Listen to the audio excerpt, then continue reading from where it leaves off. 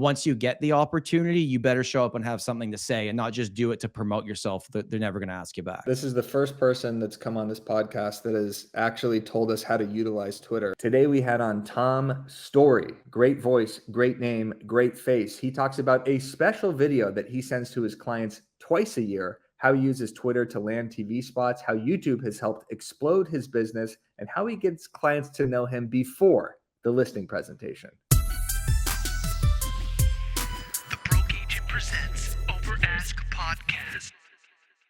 Mr. Tom Storey, hello. How are you? What's going on? I'm good, man. How are you?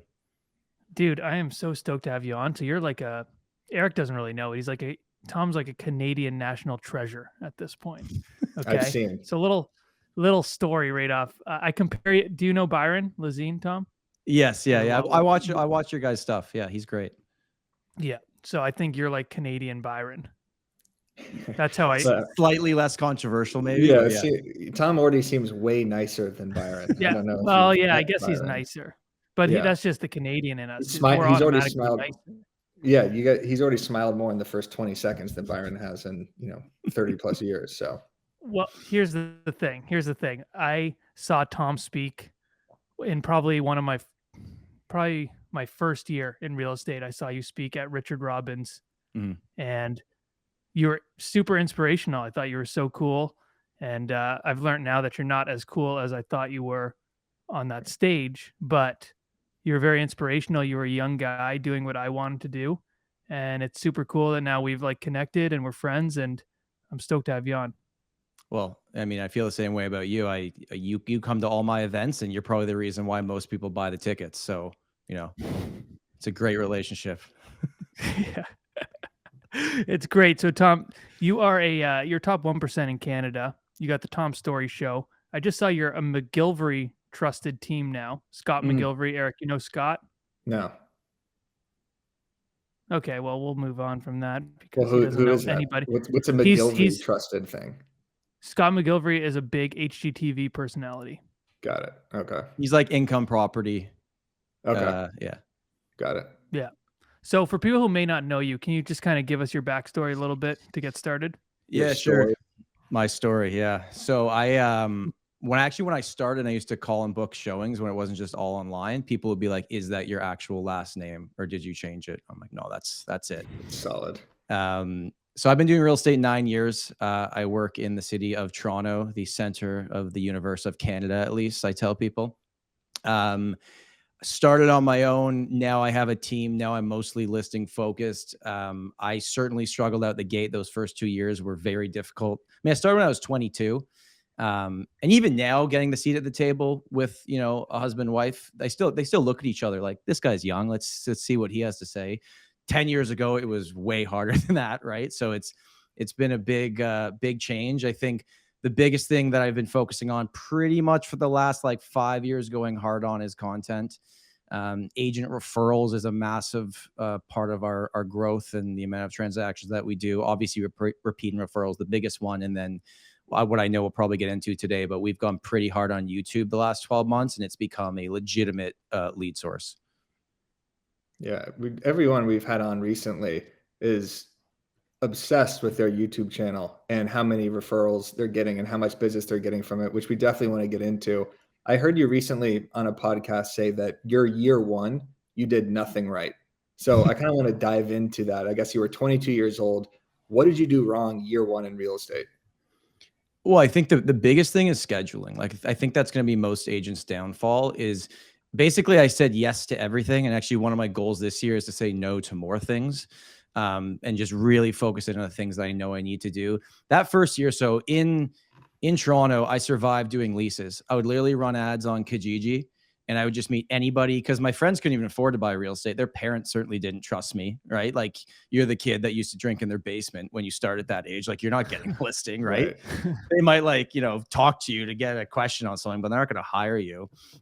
And probably, I started at a smaller kind of no-name brokerage just because my aunt's friend worked there, and he was great. I love him, but probably the environment wasn't the right environment. And, I think I did 3 sales that first year. I certainly wasn't a natural, did a ton of leases just to survive. And thank God I was living in my parents' basement at the time that I didn't have expenses. But 6 months in, I had many times where I was like, this isn't going to work. Like I can't survive here. And I didn't get into real estate to make crazy amounts of money. It was like, oh, this looks like an interesting thing that I could do, and let's give it a shot. And yeah, I about that first year, I probably didn't do anything right, but then wound up at a real estate conference because I got a free ticket at the end of that first year. I was like, oh, there's actually training out there. I should probably listen to it. And then just didn't look back from there. So, okay. So I got into real estate to make a lot of money. Nothing else. I didn't think it was interesting at all. Yeah, you're the first person to say. Yeah, you're the first person to say it was interesting. You're also the first person to say that you went to a conference and you actually implemented what happened at the conference. I feel like there's professional conference goers who feel like they're doing things. Did you say that? Did I take that from you, Eric? No, I was just raising my hand as a professional conference goer who implements nothing. No, Yeah, you didn't well, take that from me. Okay. I don't know what I take from who now. But I feel like they go, thinking this is going to help my business. And, as long as they go to the conference, it's helping their business. But if they don't actually implement anything that if they just write notes and then never look at the notepad again, it means nothing. It was just an excuse to go drink with friends. So what did you implement after that first year that you learned at some of those conferences? The first thing was when you're sitting in the back row of a conference and you don't have any friends there and you're just watching the people that go on stage, you learn pretty quick. And I say this like in sincerity of like, they're not smarter than you. They're not necessarily more knowledgeable than you. They're just doing something different. And I, like many agents, especially earlier on in my career, I was so frustrated because I felt like on like an understanding of the market level, a client experience level, I could do it. I just had no opportunities. Like, how do I get to the kitchen table? How does this happen? So the big thing was back then, like, now it's like everyone always is going to say, do video, do video, do video. At the beginning of 2015, it wasn't quite that way, at least in Canada. And I wrote down in capital letters, like, I'm just video. So what I would do is it was called the Storey report. And I'd literally sit there. It was so bad. Like, they still exist online, where I'd sit there, look at my notes in front of me and read off like the detached average price was this. And, like so bad, like my soul was sucked out of me. It's just a different person talking. And I would send it to my database. And the thought process was, make these video every single month, send it to your database. I would send it through BoomTown as like a mass email to everybody with the video embedded. And then what I realized from doing it is, oh, other realtors are actually watching you do it as well. So then you're building credibility that way. And one thing that I don't think gets brought up enough about video and content creation is if you're talking about something, you better know what you're saying. So I actually thought I became a better real estate agent and had a better understanding of the market by filming myself. So that was kind of like the one thing I did, because I didn't have money to send flyers or do expensive marketing. I was like, let's just do this. It's free. And it's funny because back then I was like, I only put my videos on YouTube so they'll show up on my website. That was the purpose of it. There was no thought behind it. Yeah, the website was everything back in 2014, 2015. Every agent, including myself back then, was just like, how do I have the most epic, sick, aesthetically pleasing website? How do I have blogs and videos and all the properties and everything on that website? Where now I feel like the website is almost an afterthought. It could be, kind of your profile. It describes who you are, has your listings, but you're not really publishing that much content to the website unless you have a blog, right? Like, it's just, you're kind of publishing it everywhere else. So when you were making those first videos, you said you published them to YouTube, but most of these were just kind of one-on-one, like sending to your clients, to your database. Like, were you publishing these anywhere else, or it was just straight to your clients? When I first started doing it, it would go directly to the clients. I would also, this was when I don't remember when Instagram let you post longer videos, but for a while there, I was posting the full 5-minute video on Instagram, which I learned pretty quick. Nobody cares, and they're not going to watch it on that platform. And then I put it on YouTube. But the thought behind all of this was literally just like, I'm making this for my past clients or the people in my CRM. I'm going to send it to them. I just want them to think of me, because people don't move that often. Like, the percentage that the average consumer needs us isn't actually that big. But when that moment comes, I just didn't want to not do it that month so they wouldn't think of me. The one-on-one personal videos is kind of like a lost art now, I feel like, because everyone's so hyper focused on publishing content to Instagram, TikTok, Facebook, YouTube to get a following. And they're making content kind of just for the algorithm, or just to make content, not specifically for that one-on-one client interactions. one thing we were talking about on BAM before the holidays was like, send your clients a personal video, send your clients a personal audio message, something like that. It's such a different way to produce content where you're not thinking this is going to get likes and follows and comments. This is just for you because I want business and I want to show you who I am, basically. It's a good move. That one-to-one content that nobody sees but you and your client is way more powerful than the one-to-everybody content. Like the amount of transactions we've done or listings we've signed from the one-to-one videos is way higher than anything I could calculate back from just the mass everything content, right? We've been doing something called a real estate health check for like the last 5 years. And it's that idea where, you know, if Matt was my client, I'd set it up. I'd have like my screen recording on, say, hey, Matt, it's Tom. This is your real estate health check. I send these twice a year to all of our clients. And, you know, you go to your doctor twice a year, or at least you should. You go to your dentist twice a year. We should talk once or at least twice a year about what's going on in the market. So on my screen here, you can actually see the last 3 properties that sold in your area. Check out number 2, because it was an identical floor plan to your house, but only had 1 car garage. You have 2. And on the top right there, check out what the sold price is. Anyways, I hope you're good. I know you're not looking to move. Have a great day. That video is probably the best ROI in my entire business. And I send it twice a year, usually March heading into April, because April is our busiest month, and August heading into September, just to update people. Yeah, I feel like they even get more valuable as you grow as well. Like whether that's growing your business or your following, because it's almost like, oh my God, you still remember me, or you're still thinking of me. Like you have all these followers now, or you have this huge business now, but you're still taking time to talk with me. And I think sometimes, I know for me, as my following grows, people, you have to do that, because people actually like message me sometimes, be like, hey, do you do this? Would you do this? You know, are you still doing homes at this price? So to like make that connection and not forget about that, I think is huge. And clearly it is for you as well, Tom. People think that when you grow in, you know, whether it's like subscribers on a platform, or, you know, how you know, Matt, your Instagram blew up, is like, well, do they even have enough time for me? Like we're almost putting off this vibe that we are so busy, because we say we're busy, because we don't want to say we're not busy, that some clients might think like, oh, never mind, they have too much going on, I'm going to go elsewhere, which is like obviously the opposite of what we want. Yeah, you could almost out busy yourself, where people don't want to work with you because you're such a good agent and you're showing so much content that people are like, yeah, this guy's unattainable at this point. I just want to touch upon one more thing that you said about how when you actually talk about stuff on a consistent basis, you're kind of tweaking that brain muscle and learning more what you're saying, like to actually know what you're talking about. The more you vocalize stuff, like Matt and I do this all the time on the podcast, obviously, with like marketing tips and everything, the way more knowledgeable you become with this, the way easier it is to talk, I'm sure, in front of clients about what's going on in the market when you're producing this type of content. So anyone that's still kind of refraining from video or refraining from doing content like this, you're just tweaking that muscle and making it stronger the more you do it, because you just get these dialogue patterns in your head that you could kind of follow, as opposed to having to think of what to say. Sometimes I'll get asked a question by a client face to face and I'll answer it. And after I'm done talking, I'm like, I have no clue what I just said. You're like because a machine. it's like literally I've said it so many times that it just comes out. Yeah. You're like, you hear them ask the question, you're like, get excited. You're like, I know exactly what I'm going to say to this. Yeah.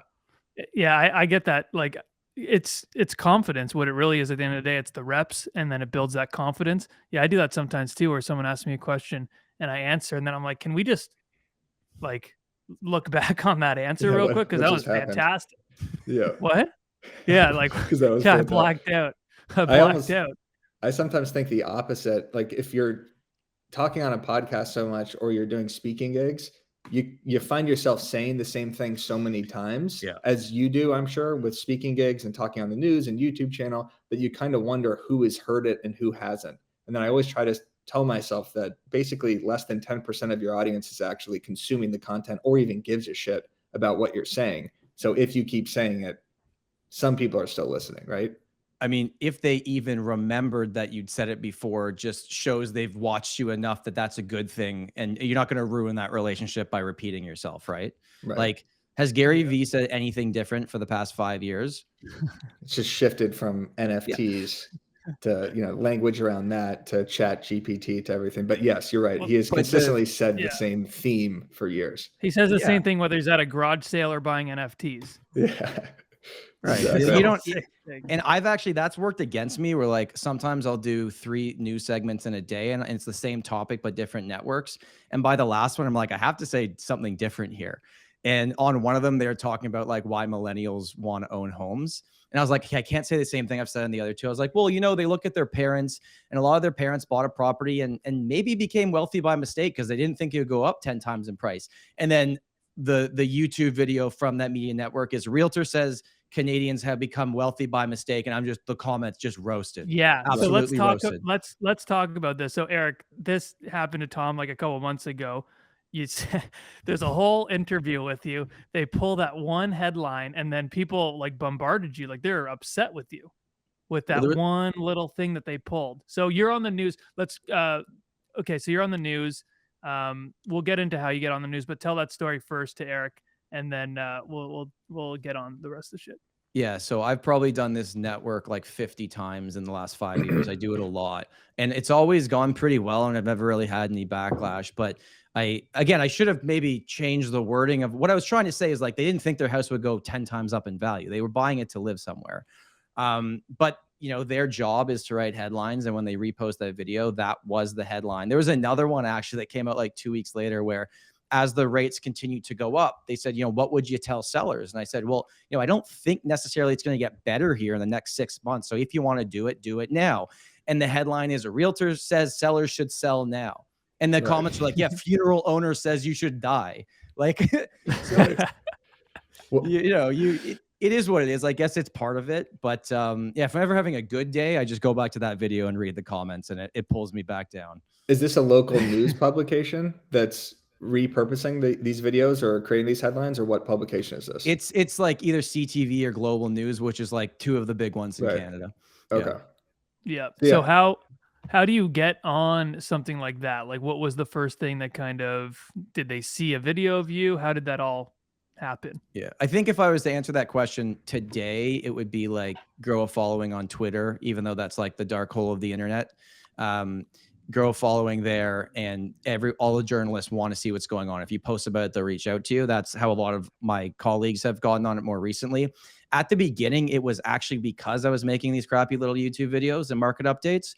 The company that I worked for had a PR department, and they're like, hey, you can talk in front of a camera. Would you ever be interested in doing that? That kind of dried up though over the last few years. But once you get on the Rolodex of the news, and you have to say yes, you have to move your schedule. If you say no too many times, they're not going to call you back. So that's kind of how it started. I actually started with like phone interviews for newspapers, or not newspapers, but it would end up online. And then actually the first time I did live news was New Year's Day 2018. And probably because I was the 5th person they asked, because everyone else was like, there's no way I'm coming in New Year's Day. And then after that, it kept saying yes. And I guess I haven't screwed up too much that they keep asking me back. Did you take it easy the night before that? Because I can't imagine being hungover or trying to get the brain to function on the news. That would be horrifying.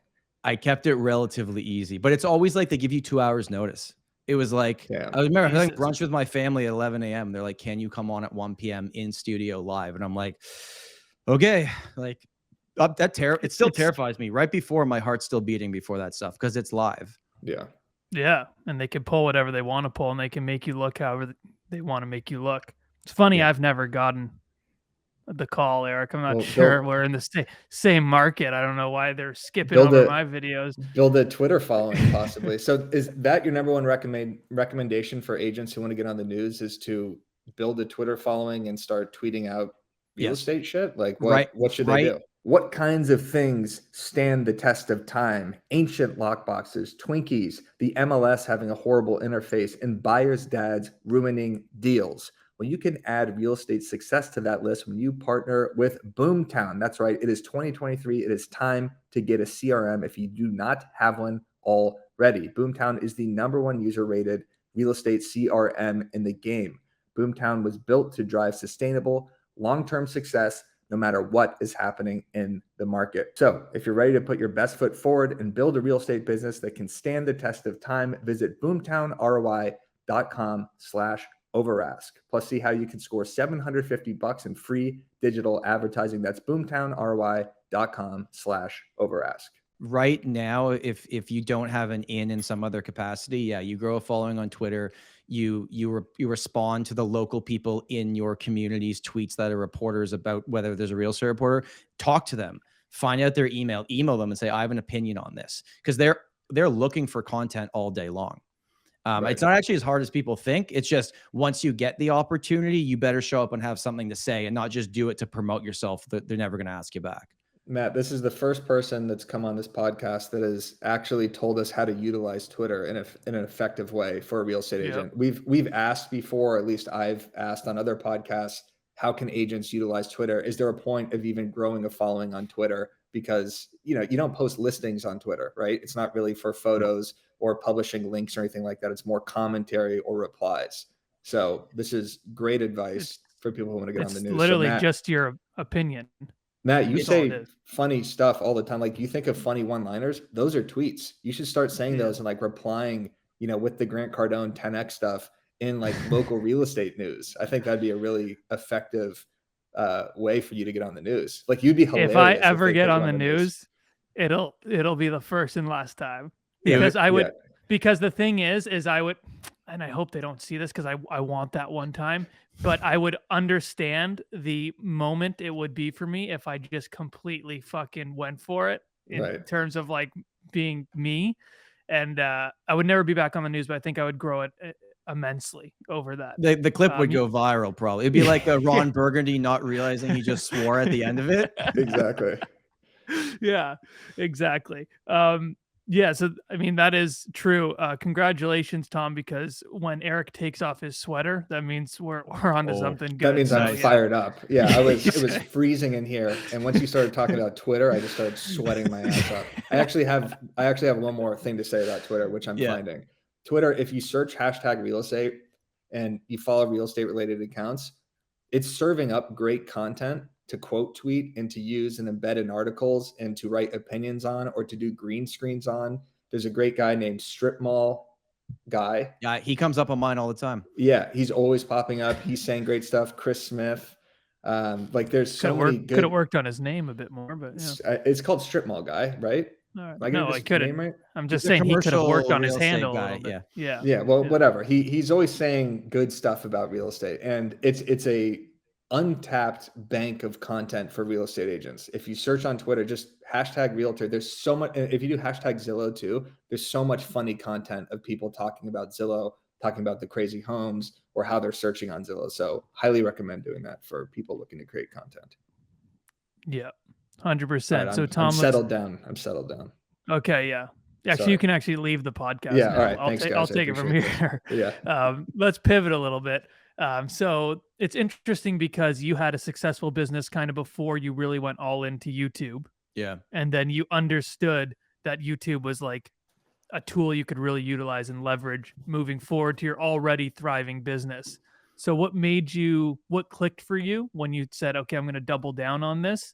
And what has it done for your business from, right before YouTube to now? Okay. So I have these numbers in my head, so they're not going to be perfect, but I ran the 2022 numbers. So I posted 65 videos on YouTube in 2022, videos about my local market, what was happening in different asset classes, and then some like general countrywide news that was just a great headline I had to use, right? We got 83 appointments booked with us through our Calendly, which I have a call to action in every video. From those 65 videos, 83 people reached out. We sold 26 properties firm directly from people that reached out from YouTube. Did just over 300,000 in GCI on top of our regular business. And when you break it down even further, it was like every view was actually worth, I don't know, 40 cents or something. And every video I posted ended up being worth $4,000. Wow. So now I was doing YouTube before this, but with no actual plan. And then really only the last year it spiked. So, and like of those 65 videos, we ended last year with like 450,000 views. So it's not like I'm getting millions of views per video. I just have over 7,000 subscribers. Like it's really not that big of a thing, but people that watch you there, they watch long form video and they really feel like they get to know you. And it's gotten to the point like so ridiculous where I'm getting stopped on the street by people being like, I watch your video. Can we take a picture together? I'm like, I filmed a video in my basement. Like, why do you want a picture with me? Right. But well, you also kind of look like Tom Holland. Yeah, I'll take you that. do. I'll take Yeah, that. good looking guy right here. If you're not watching on YouTube, make sure you switch over to YouTube and throw Tom a like right here, because strapping lad, great hair. Yeah. But I was wrong about Face. YouTube. I used to say it was just a place to put your videos. They'd show up on your website. And I've taken some flack for this opinion. TikTok's great. Do your thing. I personally think TikTok for the majority, for 98% of real estate agents, is a great place to fill your ego. It's going to feel really good. You're going to get a lot of views, a lot of likes. Some stuff could take off. But if you want to fill your bank account in 2023, I would be focusing on YouTube, because it's more difficult. There's less competition. There's every realtor is doing something on TikTok. They're all on Instagram. How many in your market? Like, what would it take for you to be the #1 realtor in your market on YouTube, giving actual valuable information? I bet it wouldn't be that much. Isn't it crazy how the pendulum keeps swinging through these social media platforms? How Instagram from basically 2016 to early 2020, like, was king in terms of this is where you want to build an audience, not just for vanity metrics, but also kind of for business. And the agents slowly building YouTube channels in the background who were not trying to become TikTok famous and weren't, at all these speaking gigs or whatever, they were crushing it. And then now they're being brought to light again, partly a little bit through this podcast and just through all these agents now talking about YouTube so much. Like it's almost like it went from TikTok to YouTube, where it's like, this is where you actually get business from. Just like you said, you can get followers on TikTok, you can post funny videos, you can get all those vanity metrics.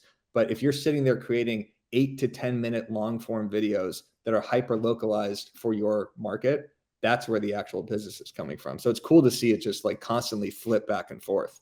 It's probably because whenever one thing becomes the next thing, everyone goes there and ruins it, and then we figure out what the next thing is. 100%. Right? Yeah, But that's what happened YouTube's- with like the comedy style videos. I mean, exactly. everyone just jumped in, and it's, which once was a creative way of marketing yourself is now like so oversaturated. So you constantly have to like move to be like at the top of that kind of chain. Exactly. And I think the YouTube also brings out the really high quality, knowledgeable creators that are willing to put in that effort, because anybody could flick their phone around, do a green screen, or turn on a ring light and do a sort of dance, right? But for YouTube, you actually have to think about the lighting, the mic. What am I going to say for 10 minutes? What landscape am I going to go look at? Like what's the background going to be? But for vertical video, it's just so much more attainable and easier. That's why the YouTube barrier to entry now, I feel like, well, I guess it's a harder barrier to entry, but the competition is less. Am I making any sense here? I feel like I'm talking. No, it's yeah. Sorry, go Matt. The competition is way less because you're way more vulnerable. Like you said, Tom, you better know what you're talking about. If you're going to post a 10-minute video, you better know your shit. Like, honestly. So I think it's just people are kind of almost afraid of it. It's also like, what do you say for 10 minutes? So like, I've got a formula now where the way I look at YouTube videos is kind of like the way a big actor would look at like movies they'd pick. You do one blockbuster to pay for your next 3 indies, right? Because what you actually want to do, but you got to get paid to make the next ones happen.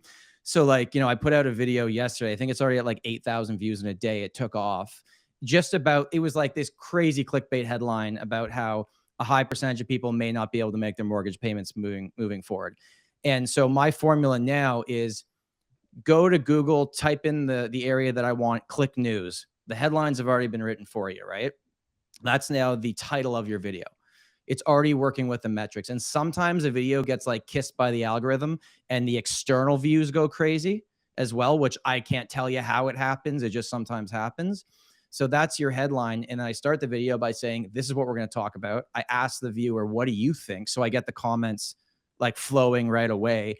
And then I just share my screen and I'm literally just looking at the article and talking about it.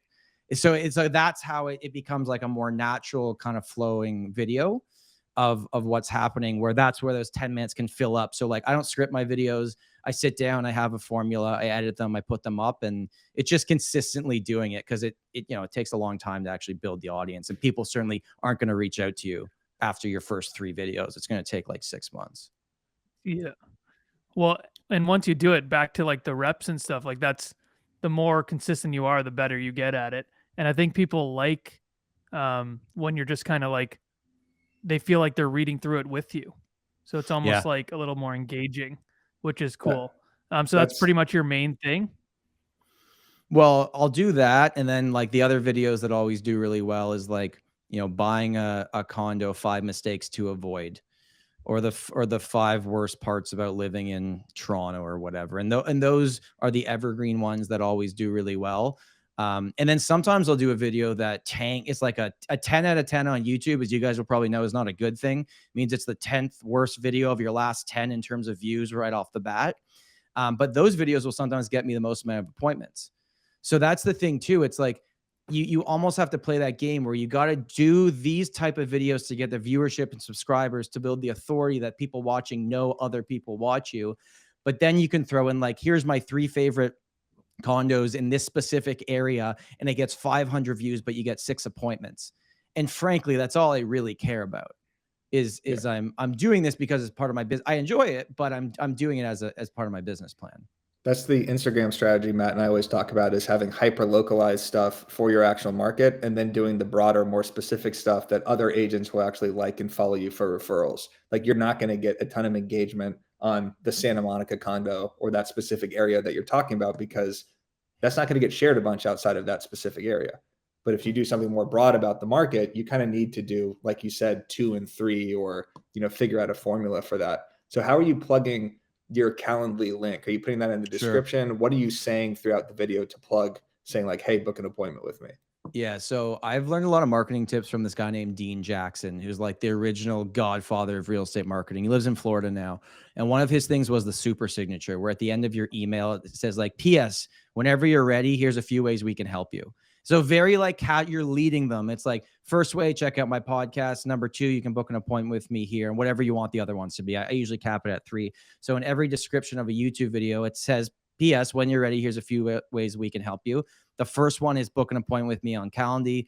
And the second one is check out the podcast channel. But essentially the structure of the video is, I'll say the headline, then I'll ask the viewer what they think about it. And then I'll say, if you watch this video and you get even an ounce of value out of it, all I ask is that you hit that like button, subscribe, and join our growing community. And if you watch this and you have specific questions about the Toronto real estate market, you can go into the first link in the description and book a buyer call, a seller call, or a discovery call just to chat about the market. So it's like, it's not like a stop and ad. It's like, I try to make it a natural flow. And in the Calendly, there's 3 options, right? It's buyer, seller, consultation, and then discovery call. 90% of my appointments are discovery calls, because no one wants to commit to say, I'm a buyer, I'm a seller right off the bat, but they always are. They just click that third one.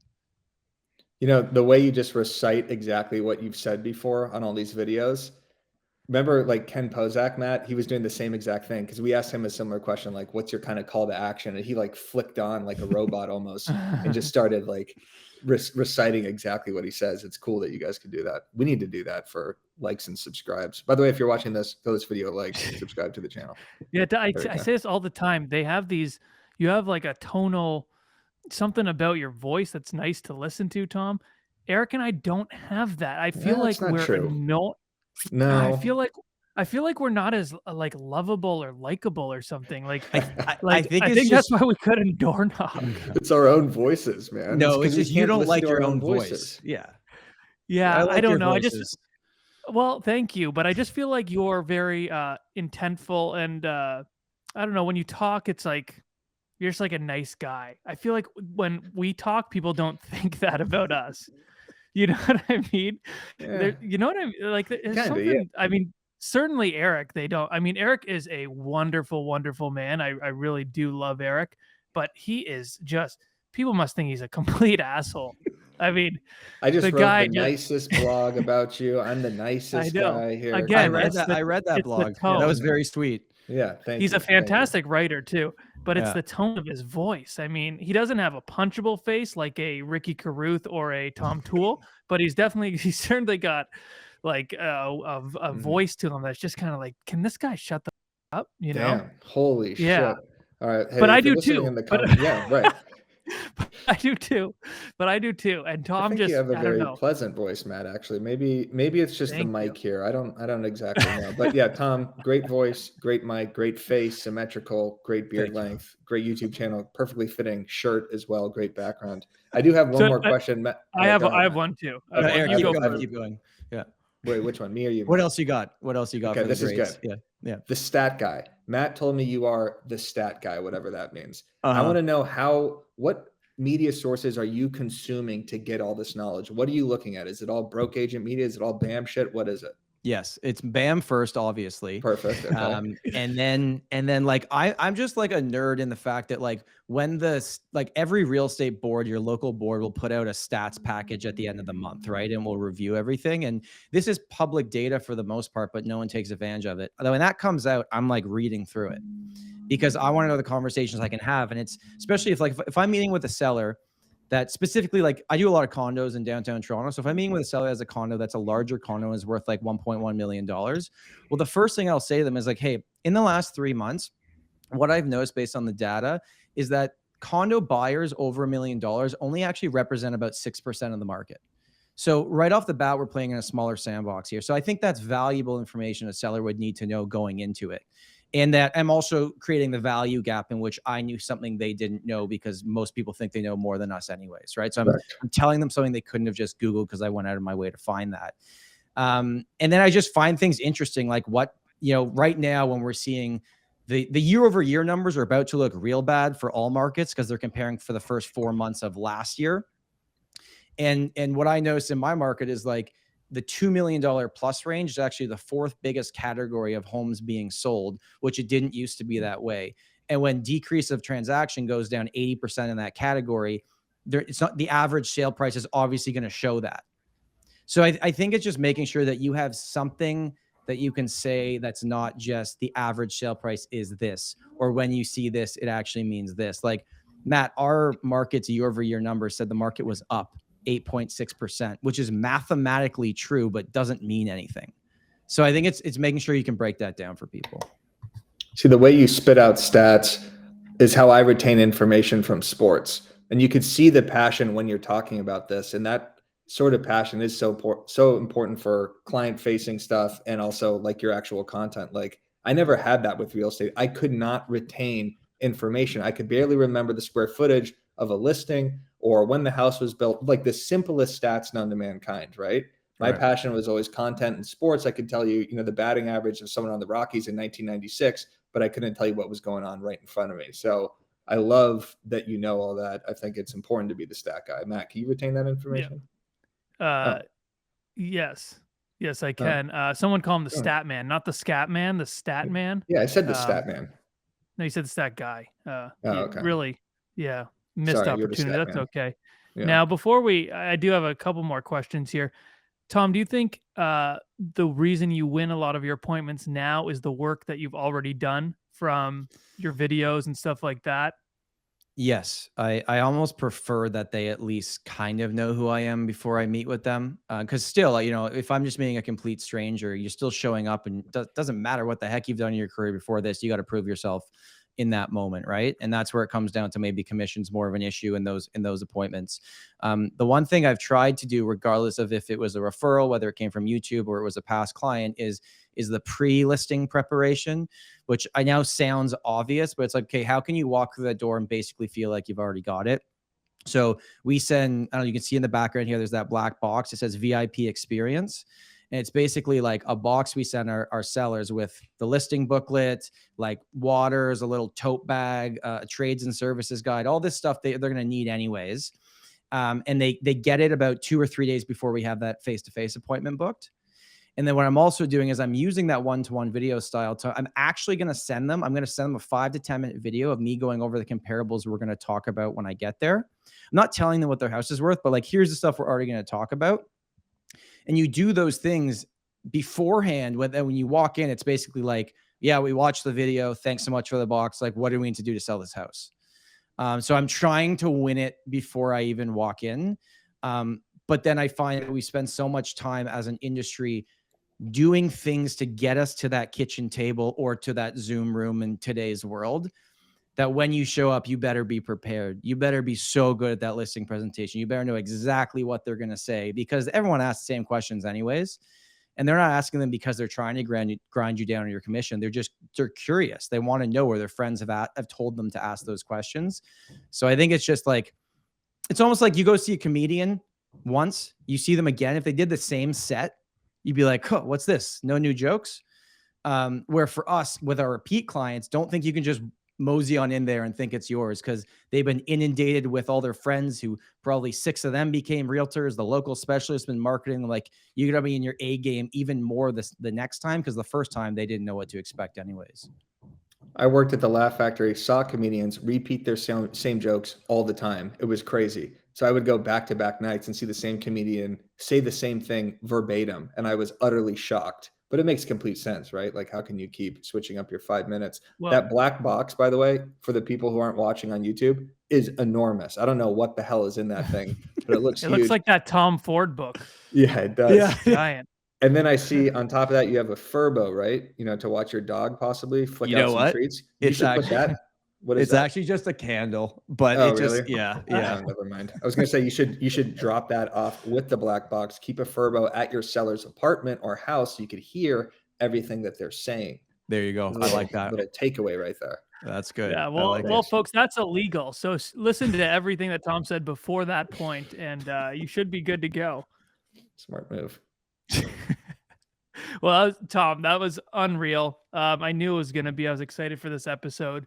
I'm just really stoked that you were on. Like I said, you're a big inspiration to me, and it's cool to see that you've just like taken your business to an entirely different level, and that you really like grew with the industry. A lot of people get complacent, and I think the fact that you really grew with this industry and you saw the importance of video, and you gave us the stats of what it's done for your business. I mean, everyone should be kind of, if they're not already on video in some way, shape, or form, no matter how big of a business you already have, I think you should be considering that moving forward. Well, thanks, man. I mean, it's been so cool to see what you've been doing. And Eric, like, I've followed your stuff for basically since the beginning, and you've given me lots of laughs over the years, which I don't think people fully understand actually how important that is. They're like, we go through shitty days all the time, and like, your content does make a difference. Like, I truly do mean that. Like, it makes a difference, because it's a tough job. We joke about it, but like, it's a lot of tough days in what we do. Well, I appreciate that. That's the nicest thing anyone has said to me ever, especially on this podcast. Let's get this guy some more followers here. Where can the people follow you, Tom? Point them in a direction. You want them to visit your website, or No, definitely not. Yeah, on Instagram, it's at the Storey Team. Storey spelled Storey, like stories of a building. Fun fact, they call it that because they used to paint actual stories on old European buildings. That's how that came. Or just type my name into YouTube, Tom Storey. You'll find my channel. Hell yeah. Wow. Jeez, even in his outro, he's teaching us shit. This guy's He's a machine. unstoppable. Tom, thanks so much for being on. Yeah, thanks, boys. Thank you.